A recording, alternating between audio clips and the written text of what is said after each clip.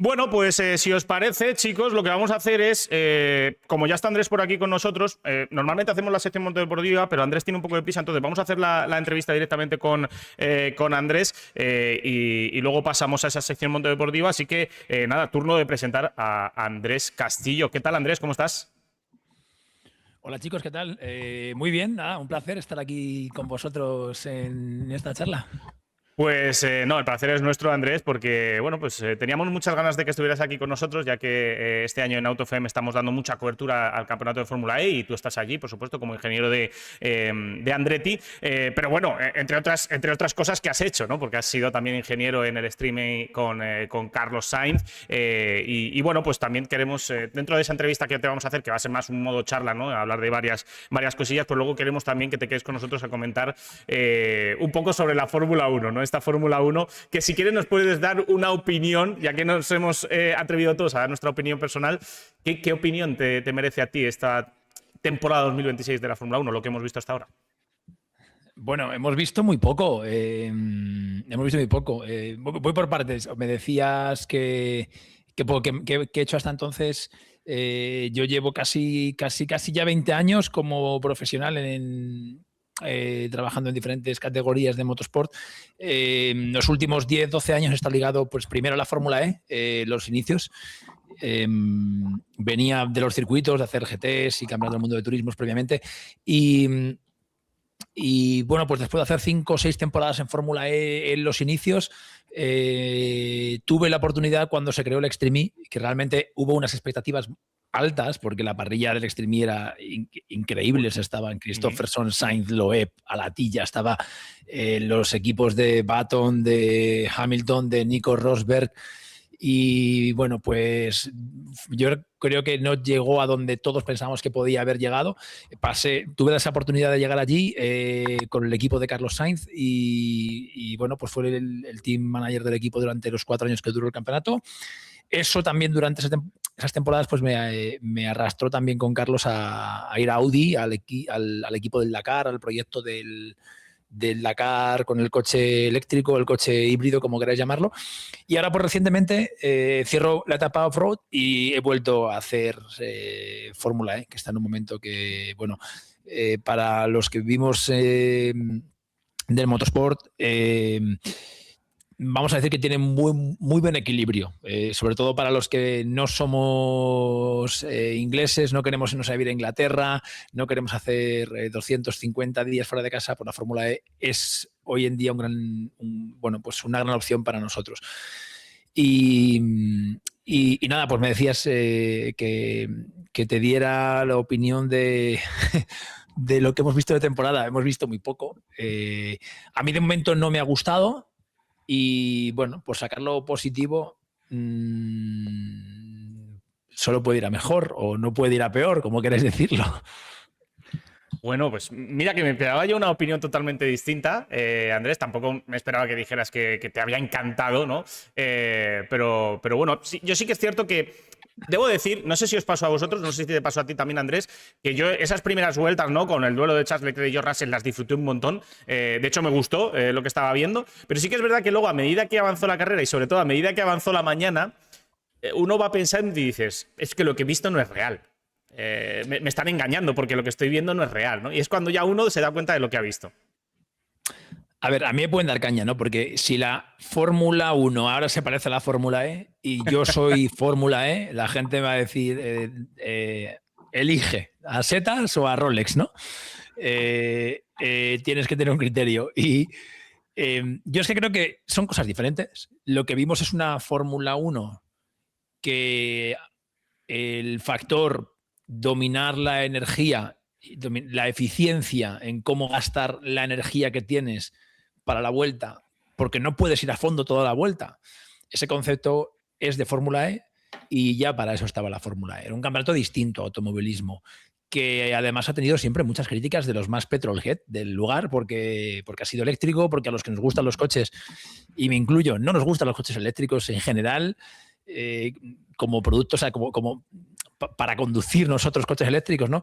Entonces la Fórmula E estaba ahí, era un campeonato de energía, lleva 12 temporadas, no veo la necesidad de que la Fórmula 1 vaya hacia allí. No, o sea, no entiendo bien qué han querido hacer, porque si bien la reglamentación de aero y de chasis tiene sentido, el reducir tanto la energía disponible hace que sea un campeonato de energía y tampoco están mandando el mensaje de super sostenibilidad, que ha sido la bandera de Fórmula E, defendible o no. Spoiler, indefendible, porque realmente lo que gastan los coches de carreras es lo de menos en el impacto que puede tener ambiental, porque joder, nos desplazamos miles de personas a cada punto del mundo, a cada carrera. Entonces vamos en avión, los coches van en barco, en avión. Cuando vamos por Europa gastan más 4 camiones de los cientos que viajan en Fórmula 1 que todos los coches de carreras dando vueltas todo el fin de semana. Entonces, no sé qué, realmente no entiendo el por qué. No había esa necesidad, yo creo, de ser tan... Ya eran híbridos, ya podían mandar el mensaje de que eran híbridos. Es verdad lo que has dicho, que yo las primeras vueltas dije, me froté un poco las manos, dije, bueno, espérate, que a ver si me voy a tener que tragar todo lo que pensaba y ahora va a molar más la Fórmula 1 que nunca. Yo lo comentaba ayer en otra colaboración, ¿no? Con los amigos de Soy Motor. Yo creo que la Fórmula 1 tiene que ser Fórmula 1 y nos gusta ver carreras más puristas. Lo que pasa es que en realidad es posible que eso solo los importe mucho a unos pocos. A esos pocos nos importa muchísimo, pero quizás solo a unos pocos, porque los highlights que van a salir, los shorts y los reels que van a salir de esta carrera y de las que vienen, van a dar más juego para el público más generalista. Y de eso nosotros los petrolhead damos un poco más igual. De hecho, Andrés, luego se formó polémica en Twitter, bueno, en X, porque la Fórmula 1 compartió una imagen en la que se veía no sé cuántos adelantamientos, muchísimos más que en la edición del año pasado. Pero claro, luego la gente decía en comentarios que no era real, esos adelantamientos no eran reales, eran por la gestión de la energía, unos adelantaban a otros y no era el puro espectáculo que nosotros queríamos. Entonces, sí, es lo que comentabas, ¿no? Que al principio de la carrera yo también estaba así, frotándome un poco los ojos diciendo, ostras, esto igual funciona. Pero ya empezamos a ver las primeras 25 vueltas, que era todo el rato exactamente igual, y era por la gestión de la energía, como un coche a mitad de la recta se quedaba ya sin potencia prácticamente y demás, y entraban muchas dudas. Y luego ya a partir de entonces, una gestión súper larga de la carrera, pues, ¿qué quieres que te diga? Yo creo que estamos incluso peor que anteriormente. Yo creo, bueno, Javi, Andrés, pero de momento, yo creo sobre todo lo que dice Alex, en la clasificación, sí que yo lo vi que en mitad de la recta, en la clasificación, que es la vuelta más rápida del fin de semana, donde tienen que llevar el coche al máximo que se pueda, en una línea muy fina, pues ahí en clasificación, que no fueran muchos pilotos a todo lo que daba el coche y a todo lo que daba, vamos a decir, el pilotaje, a mí eso me parece una de las cosas más graves.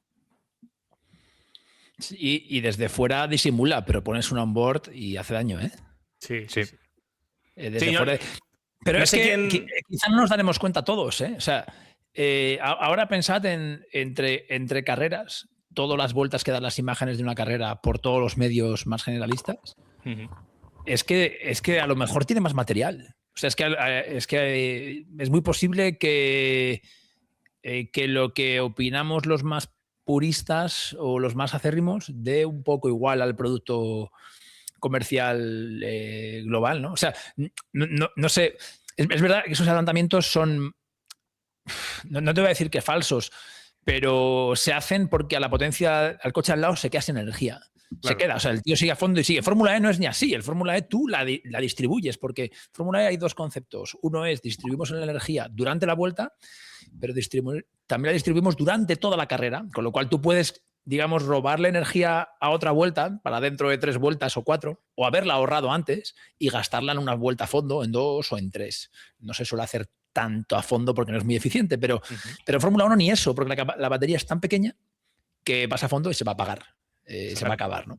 Es el super clipping este que vemos, que al final de las rectas, en lugar de ir a más, el motor va a menos, la velocidad va a menos y vamos viendo cómo va cayendo paulatinamente esa velocidad punta. Por cerrar con esto y pasar un poco más a la Fórmula E, Andrés, que ya que estás aquí queremos aprovechar, yo leía a Fabio Marchi, compañero del Mundo Deportivo, que hacía una comparativa que a mí me gustó mucho y es que, bueno, pues que al final es como si le ponemos porterías más grandes a los partidos de fútbol o metemos 22 jugadores en el campo, que al final pues puede ser más entretenido, puede ser más llamativo, pero al final estás alterando el producto, ¿no? Que es un poco lo que está pasando con esta Fórmula 1, ¿no? Pero bueno, ahora hablamos de eso largo y tendido, pero Andrés, queremos hablar de Fórmula E, que yo creo que va un poco ligado a todo lo que estamos hablando, y de ese inicio de temporada con Andretti. ¿Cómo van las cosas? ¿Cómo habéis empezado? Empezamos con Andretti muy bien, ganando la carrera de Brasil, pero para los que sigan Fórmula E ya saben lo que hay. Llevamos 5 carreras, 5 ganadores diferentes de 5 equipos diferentes. Y eso no es una temporada excepcional, eso suele ser así. Hubo una temporada, no sé si fue la 7 o la 8, que se llegó a un récord en las 9 primeras, que de 12 eventos, o sea, de 15, hubo 9 ganadores diferentes de 9 equipos diferentes, que hay 10, o sea... ganamos la primera y después nos hemos ido muy para atrás. No nos hemos ido para atrás exactamente en prestaciones, nos hemos hundido, no estamos perdidos. La realidad es que Fórmula E, la línea es muy fina. Es muy, muy, muy, muy fina. O sea, estamos cerrando un ciclo del coche, es el 4º año del Generación 3. Entonces, un coche que tiene una cierta parte común a todos los fabricantes, en el 4º año, a pesar de que es el segundo con una potencia extra, con un attack mode diferente, con unos neumáticos diferentes, hace que los equipos cada vez lo entiendan todo mejor y converja lo que saben, converja el conocimiento. Resultado, pues no sé, por ejemplo, no recuerdo qué carrera fue, si Drugovich fue en Brasil o en México, que hizo 14 y se quedó a 0-2 del tercero. Sí. Entonces, no hace falta que hagas un desastre de fin de semana para irte para atrás, para irte muy para atrás. O sea, en Fórmula 1 típicamente todavía no tenemos temporada, pero si te vas a la temporada pasada, si la lía mucho un McLaren va a hacer puntos, si la lía mucho un Red Bull va a hacer puntos, un Ferrari va a hacer puntos, un Mercedes va a hacer puntos. Aquí no hace falta liarla mucho para pasar de un ganador o de un contendiente por la victoria a no estar en los puntos. Pero vamos, es para todos igual. Entonces, el coche es competitivo, estamos de momento en diferentes escenarios, muy diferentes características como puede ser Brasil, México, Miami o Jeddah. No hemos estado lejos, hemos sido competitivos, pero la ejecución del fin de semana hay que hacerla perfecta, cada sesión, cada vuelta, para estar por el podio. Y eso, si coges las estadísticas de Fórmula E en los últimos años, posiblemente, ahora ya no las recuerdo, pero estas estadísticas las hacemos los equipos, pero posiblemente haciendo los puntos del quinto todas las carreras eres campeón. Sí, no, si lo más anormal quizás de lo que hemos visto hasta ahora es lo que hizo el año pasado Oliver Rowland, ¿no? Que dominó con bastante claridad. Nunca había pasado antes. Siempre han llegado a la última carrera varios pilotos peleando por el título. Varios no son 2, no hay 3, a veces son 6 a la última carrera. Entonces, eran 14 en 2021, además. 14 pilotos de 20 con 2021. Imaginaros. O sea, la Fórmula E en ese sentido. O sea, yo creo que nada es perfecto y en ese sentido, fijaros que yo creo que sea tan complicado ganar y dominar, llegó un punto que que yo creo que para el espectáculo es bueno, ¿no? Porque si tú me preguntas qué tiene que ser el automovilismo, ¿qué pedirías tú si tú fueras el promotor? Yo te diría, pues que sea impredecible, pero impredecible en el buen sentido. Es decir, que llegues a no impredecible que se vayan a parar los coches, ni que impredecible en el sentido de que puedan ganar casi todos y que nadie sepa lo que va a pasar el fin de semana deportivamente antes de empezar el fin de semana y por lo tanto en la temporada, porque eso genera un incentivo para seguir. Eso pasa en la Fórmula E. Eso pasa en la Fórmula E, sí, eso pasa en la Fórmula E, pero hay un momento que para mí se le volvió en contra. O sea, creo que fue la temporada 6 o 7, Sí, el año de Debris. El año de... Claro, o sea, hubo una racha en Fórmula E que todos los equipos importantes, todas las marcas dejaban los proyectos que tenían y entraban a Fórmula E. O sea, empezó a dejar sus proyectos, pues, BMW, que bueno, que ya medio estaba, Audi dejaba Le Mans, entraba, Porsche dejaba Le Mans y entraba, Mercedes, cuando cerró DTM, también entró, y llegó un punto en el que se dieron cuenta que, ostras, que no estaban ganando. Y yo creo que fue a la vez, prácticamente muy poco tiempo, todos estos tres, los tres grandes alemanes, BMW, Audi y Mercedes, dijeron que se iban a ir de Fórmula E. Luego Debris ganó el campeonato con Mercedes, pero ya había dicho Mercedes un año antes, nos vamos. Y creo que era tan bueno en ese sentido la Fórmula E que para algunos fabricantes que no están acostumbrados a no ganar, al menos durante algún ciclo, llega un momento en el que ganan un Mercedes, un Porsche, al campeonato que entren, si en un ciclo de 4 o 6 años, en algún momento van a ganar. Y por muchas cosas, por presión política para el reglamento, por lo que sea, pero van a ganar. Y esto no estaba pasando. Entonces ahí se le llegó a volver un poco en contra y ahora yo creo que encontró un equilibrio bueno la Fórmula E, ¿no? 10 equipos Factory y 10 equipos... 5 equipos Factory y 5 equipos cliente, con... 10 equipos, o sea, con 20 coches me refiero, o sea, 10 equipos Factory, 10 clientes. Bueno, yo creo que es sostenible a largo plazo para que sea muy atractivo para fabricantes, pero no sea demasiado difícil, ¿no? No tengas a un equipo, a un fabricante que esté interesado, pero digas que vamos a estar allí 10 años y vamos a perder contra Mahindra. No queremos, o sea, Porsche no puede perder contra Mahindra como marca. ¿Crees, Andrés, que con estos Gen 4 van a llamar la atención de nuevas marcas que se interesen por llegar a la Fórmula E? Y sobre todo, ¿crees que va a haber un cambio en cuanto a lo que hemos visto en Fórmula E? Es decir, de que a lo mejor se puedan distanciar más los equipos o que siga estando muy compactado. Hay una característica que hace que... Empiezo por el final. Que hace que la brecha, cuando pasa algo de tiempo, no pueda ser muy grande. Y es que el monocasco, la aerodinámica y la suspensión delantera es común para todos los equipos. Los amortiguadores pueden ser libres, depende del reglamento del año, pero lo que es las piezas, los trapecios, los puros, las manguetas, todos son iguales para todos. Entonces, un coche que tiene tanto de piezas comunes favorece que haya igualdad. ¿Se van a interesar más? De momento, no. Bueno, está claro ahora mismo quién va a estar el año que viene con el Gen 4 y son marcas que están. La única que mete, digamos, que pone más fichas en la mesa, más monedas, es Stellantis, el grupo Stellantis, que no hay confirmación oficial, pero parece que van a poner también la marca Opel en la mesa y van a tener varias marcas. Hombre, Opel tiene una buena oferta también de eléctricos y han movido mucho ese GSE, así que bueno, podría tener algo de sentido. Sí, lo bueno es que tal y como está organizado la automoción mundial hoy en día, que es en grandes grupos, el concepto de Fórmula E encaja con eso porque puedes desarrollar un powertrain del grupo Stellantis y hacer correr a la vez a DS, Citroën, Peugeot y Opel. Y haces un powertrain para todos. Entonces, yo me pongo en el papel de las marcas. A Porsche, por ejemplo, les coció mucho que Andretti ganara el campeonato hace 2 años con un coche cliente. Les coció mucho, o sea, no hay ninguna declaración, nadie me lo ha dicho. No, pero es evidente, claro. Es obvio, sí. Es evidente. ¿Qué ha hecho Porsche? Un segundo equipo. Claro. O sea, ¿qué tiene Porsche ahora? Suministra a Cupra, que es del grupo BAG. Entonces, de alguna manera, como marca, pensad que al final nosotros somos un departamento de marketing de una marca. Entonces, como marca, alguien en el board, en la reunión, dirá, bueno, hemos perdido, pero hemos perdido contra un equipo del grupo, ¿no? Pero si no, la comunicación es muy difícil aceptar eso para que la marca ponga dinero y eso pueda pasar.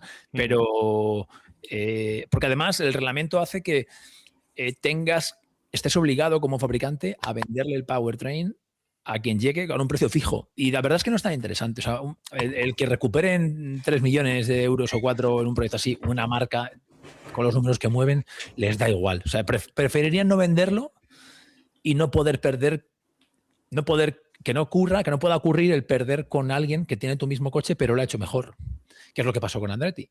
Sí, lo de Envision con Jaguar, que luego les ficharon a Cassidy a cambio después de que le ganaran el título también. Envision con Jaguar, internamente os digo que funcionan casi como un equipo.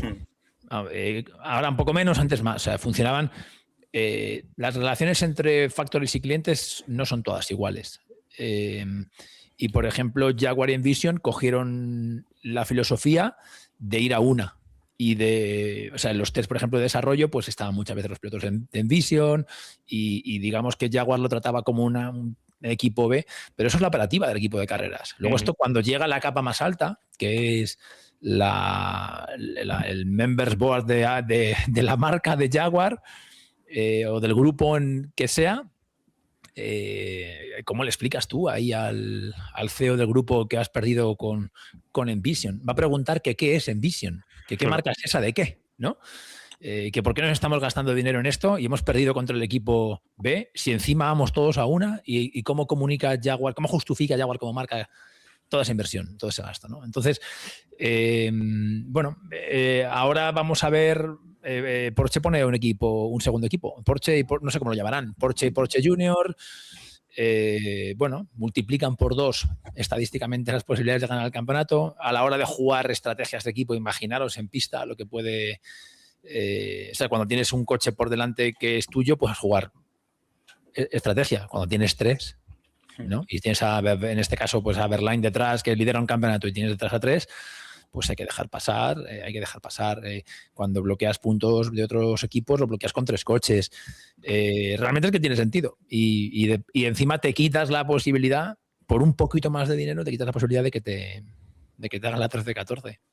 Sí, casualidad que bueno, cuando tuvimos la suerte de estar en la fábrica de Stellantis, de Citroën, también vimos de Sepesque, y también ya habían algunas pantallitas que ya te salían abajo Opel Motorsport, así que por ahí te puede indicar un poco lo que pasará. Sí, parece ser que el año que viene Stellantis va a estar con Citroën y con Opel. Mario. Adelante, Mario. Bueno, iba a decir que, a ver, al final vamos a tener casi dos marcas que van a tener como 4 coches de fábrica propiamente dichos, porque bueno, Opel también entra un poco de la misma forma que entró Citroën, ¿no? Hasta hace poco casi Stellantis tenía 2 equipos cliente, que eran casi DS Penske y Maserati, como que ninguno terminaba de funcionar como oficial, eran estructuras externas las dos, y ahora pues cambia un montón, ¿no? Toda la situación. Yo, bueno, quería preguntar también un poco, pues, todo lo que puede ser la transición hacia el generación 4, a qué aspira Andretti ahora mismo, y quería saber un poco tu opinión sobre este cambio, qué potencial tiene la Fórmula E a partir del año que viene. La Fórmula E yo creo que se enfrenta a su cambio más grande en las 4 generaciones que ha vivido. Yo he trabajado con la generación 1, con el 2 y con el 3. Todos han dado pasos muy grandes. Ahora, por ejemplo, para que os hagáis una idea, cuando empezamos teníamos 150 kilovatios en carrera, en temporada 1-2, después fue a 170, la quali hacíamos 200 y ahora estamos rodando con 300 kilovatios y las quali de los duelos o el attack mode son 350 con un coche 4x4. Los tiempos, el coche empieza a ser rápido y no es más rápido. Aquí entra opinión, ¿vale? No es facto lo que voy a decir, es opinión. Yo creo que no es más rápido porque, de alguna manera, al ser un campeonato FIA, quieren primero ordenar la progresión de velocidad del Fórmula E en el tiempo. No hace falta ir tan rápido. Quieren ir dando pasos poco a poco y poder comunicar cada año, cada 2 años que se dan pasos. Y por otro lado, hay cierta jerarquía. El año que viene, por ejemplo, el único circuito que compartimos con F1 y F2, que es Mónaco, porque ahora sí que usamos la misma versión, veremos los tiempos en comparación con los Fórmula 2. Y ahora ya estarán muy, muy parecidos. Ahora nos quedamos parecidos. Dentro de 2 años habrá una Evo, porque el coche normalmente dura 4 años, pero son 2 más 2, ¿no? Cuando pasan 2, se hace algún tipo de evolución, a veces ha sido más grande, a veces más pequeña. Pues supongo que en 2 temporadas más el coche será más rápido que Fórmula 2. Entonces, ¿dónde se quiere posicionar la Fórmula E? Yo creo que a nivel de prestaciones quieren comunicar que están justo por debajo de la Fórmula 1. El coche va a tener 600 kilovatios de potencia máxima, que es una barbaridad. Y ahora tendremos aero, 2 paques de aero, alta y baja carga, un poco modelo de IndyCar, vamos a decir. Y vamos a tener un coche 4x4 permanente con 2 diferenciales activos, que los diferenciales activos están prohibidos en motorsport, o sea, están inventados de hace 30 años. Quizá más, si me echo para atrás, más. Pero ya en el 2004, o si fue en el 3 o en el 4, se los prohibieron usar a Citroën con el Sara en el Campeonato del Mundo de Rallys, los diferenciales activos. Entonces, es tecnología que puede crear más diferencias entre los equipos porque hace falta mucho personal muy cualificado para sacarle prestaciones al coche porque tiene más cosas. Va a tener más aero, con lo cual tú ahora mismo si no clavas la parte aerodinámica del coche, bueno, pues pierdes una parte de prestaciones. Pero desde el año que viene va a ser un impacto muy grande lo que va a tener la aerodinámica. Y así por ejemplo, con los diferenciales activos, que es un ingrediente extra. Entonces, el coche se complica más. Yo creo que al principio de temporada veremos más diferencias entre equipos. Espero equivocarme porque seremos equipo cliente, pero más diferencias entre factories y clientes. Porque todo el trabajo de desarrollo que van a llevar por delante los equipos factory, vamos a ir por detrás. Nosotros en días de pista, se está rumoreando que van a balancear un poco más eso, ¿no? Que no solo sea 3 días de test colectivos como han hecho en Valencia, sino que haya un par de eventos más colectivos con fabricantes y clientes para que se balancee un poco más antes de la primera carrera el conocimiento, porque además va a haber neumáticos nuevos, nos vamos a Bridgestone, o sea, hay muchos ingredientes. Entonces, Andrés, un fabricante que ha hecho 20 días de test, cuando te entrega el coche, lleva 20 días de test por delante. Sí, los 5 o 6 primeros han sido de desarrollo de un producto que estaba muy verde, pero después cada día de test tiene mucho valor de performance.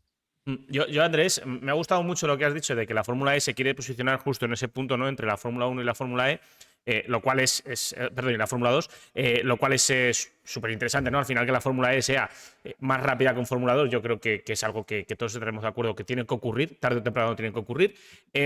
Pero esto me hace pensar en que la Fórmula 1 actual, la que hemos visto en Melbourne, ojo, cuidado, porque si el Gen 4 es un coche muy bien parido, y aunque no sea muy bien parido, si en un año o 2 consigue ser un coche muy, muy optimizado, a lo mejor puede ser mucho mejor que este Fórmula 1 que estamos viendo actualmente. No sé qué opinas tú. No, estará lejos. ¿A cuánto se quedó? ¿Sabéis? No lo he mirado. ¿A cuánto se quedó la F2 de la pole de Russell en Melbourne? Que alguien lo busque por ahí. De la pole no lo sé, pero en ritmo… 10 segundos, creo, así. Sí, en ritmo estaban en 10 segundos. En ritmo estaban 10 segundos. Porque Fórmula 1 estaba en 1.25 y en Fórmula 2 estaban en 1.35. El Fórmula E ahora, al ser tan rápido, el salto que tendrá entre quali y carrera será muy grande. No te sé decir un número, pero me voy a la última carrera en Jeddah. El ritmo de carrera lento era 22-23. El circuito es un poco diferente que el de Fórmula 1, ¿eh? Nos saltamos una chica, no lo podemos comparar.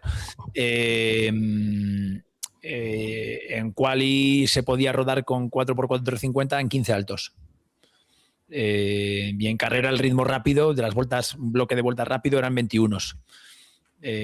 Claro, 300 kilovatios. Si comparamos a media potencia, pues en quali estábamos en 17, en carrera en 21, 4 segundos. Ese salto va a ser más grande el año que viene, porque la batería no va a ser muy grande de capacidad. Entonces, aún no sabemos lo que quieren usar de distancia de carrera, todavía es una incógnita, no lo saben ni ellos. Pero si no acortan mucho las carreras, con los datos de batería que están manejando, con una potencia tan grande, si tienes que ahorrar lo mismo, o sea, que ahora, pues claro, estás perdiendo mucho potencial, porque estás perdiendo mucha potencia disponible que tiene el coche, ¿no? Sí. Pues dicho de otra manera, si ahora, vamos a simplificarlo, si en una recta ahora aceleras durante 6 segundos, sacando 300 kilovatios, cuando saques 600, la batería la drenas al doble de velocidad. Que es lo que exactamente son esos números.